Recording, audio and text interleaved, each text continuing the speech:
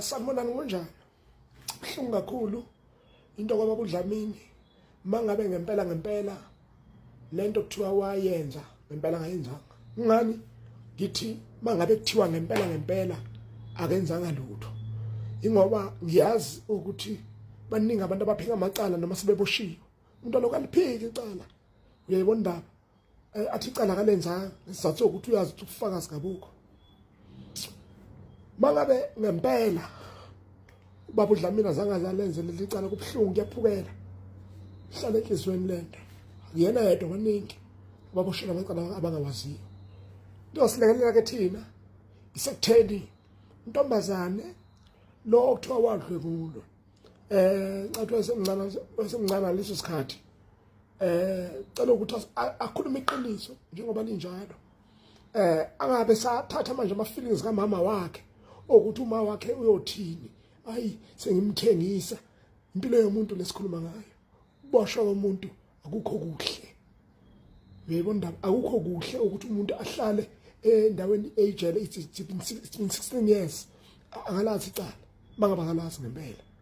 Uyayibona indaba ngoba ngishiso yini lokho umama womntwana sengamconvince umntwana ukuthi ungayivumi lento vela aqala manje ama video circulator ayafika kubona babamba ama meeting left right and center ukuthi kena cha azithi lensizwa noma ifika noma ngabe kuthiwa kufika beyidaba lapha bezokubuza wena wothi kwenzeka.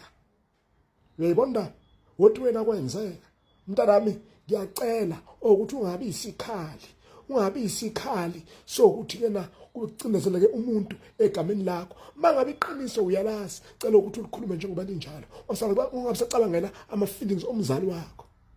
Ikhuluma lento ngani ngoba ngiyazi ukuthi naye uma wakho naye uyasaba ukudiceleleka isithunzi phansi kodwa kubuhlungu lokho malume wakho mangabe umalume wakho uboshela into angayazi mangabe ngempela akayazi ngoba ngeke sithi kena akazi ngempela wena naye enaziyo.